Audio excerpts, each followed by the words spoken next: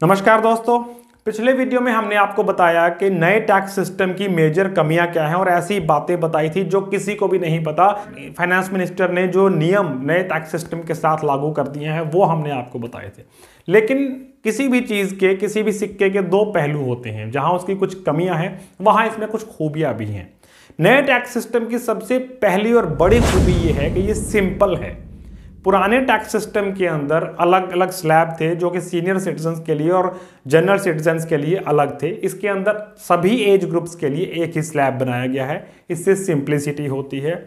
पुराने tax system में जिसकी इनकम 7-8 लाख रुपए या 10 लाख रुपए तक थी उसको अलग अलग तरह के टैक्स सेविंग इंस्ट्रूमेंट्स के अंदर इन्वेस्ट करके अपना टैक्स बचाना पड़ता था। यानी जैसे एटीसी का डिडक्शन लेने के लिए पीपीएफ या सुकन्या में, एटीडी के लिए मेडिकल इंश्योरेंस का, एटीयू, एटीटीटीबी, बहुत ज़्यादा कॉम्प्लेक्स सिस्टम था। लोगों को समझ में नहीं आता था। कई बार ऐसा होता था कि लोगों को टैक्स बनता नहीं है लेकिन अज्ञानता के कारण वो फिर भी पे कर रहे होते थे। तो इस सिस्टम के अंदर जहां सिर्फ 2-3 छोटी छोटी रिबेट्स हैं, स्टैंडर्ड डिडक्शन है और आपको एनपीएस का रिबेट है और अग्निवीर का रिबेट है, उसके अलावा कोई आपको इसके अंदर रिडक्शन नहीं मिलता। तो सिस्टम के जो स्लैब्स हैं वो कंफर्टेबल करने के बाद उसको सिंपल किया गया है। ये इसकी एक पहली खूबी है। इसका दूसरा बड़ा फायदा ये होगा कि फ्रॉड्स बहुत कम हो जाएंगे। पहले टैक्स सिस्टम के अंदर लोग डिडक्शंस क्लेम करते थे जो कि फेक हुआ करती थी। जो आपको क्रिटिकल इलनेस के इलाज पर डिडक्शंस मिलती हैं, जो एक फिजिकली या मेंटली चैलेंज्ड पीपल को डिडक्शंस मिलती हैं, बहुत तरह की ऐसी चीज़ें थी जो फेक क्रिएट करके बुक्स में सिर्फ दिखा करके उसकी डिडक्शंस और एग्जम्पशंस ली जाती थी। लेकिन इस टैक्स सिस्टम में जब वो डिडक्शंस एग्जिस्ट ही नहीं करती तो उस तरह के फ्रॉड्स का कोई मतलब नहीं बचता। Number 3, more comfortable for people with lower income scale. जिन लोगों की इनकम 7-8 लाख रुपए है, 5-6 लाख रुपए है और जो इतना पैसा अपने खर्चों के बाद नहीं बचा पाते हैं कि टैक्स सेविंग इंस्ट्रूमेंट्स में 1.5 लाख रुपए तक इन्वेस्ट करें, उन लोगों के लिए तो बहुत ही अच्छा है।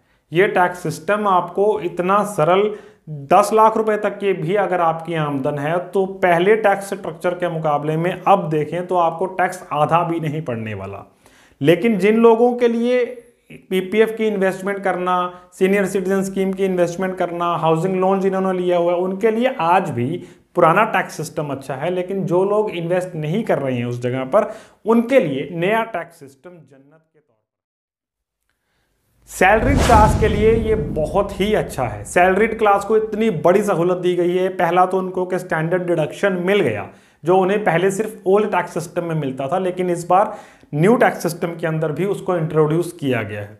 दूसरी सबसे बड़ी सहूलत कि वो हर साल स्विच कर सकते हैं। उनको एक साल अगर फायदा लगता है कि हम न्यू टैक्स सिस्टम में रिटर्न भर के टैक्स बर्डन उनके ऊपर कम है तो वो इस साल न्यू में भर सकते हैं। अगले साल उन्हें लगता है कि नहीं, मुझे पुराने टैक्स सिस्टम के साथ ही जाना है, मुझे उसमें फायदा ज्यादा है, तो वो उधर शिफ्ट हो सकते हैं। वो हर साल चेंज कर सकते हैं, जबकि बिजनेसमैन या कोई प्रोफेशनल ऐसा नहीं कर सकता। पर सैलरीड क्लास के लिए ये इतनी बड़ी सहूलत है कि कोई भी सैलरीड क्लास हमेशा से आज के बजट की जरूर तारीफ करेगा।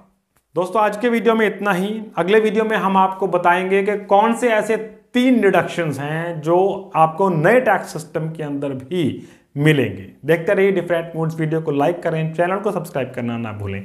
Thank you.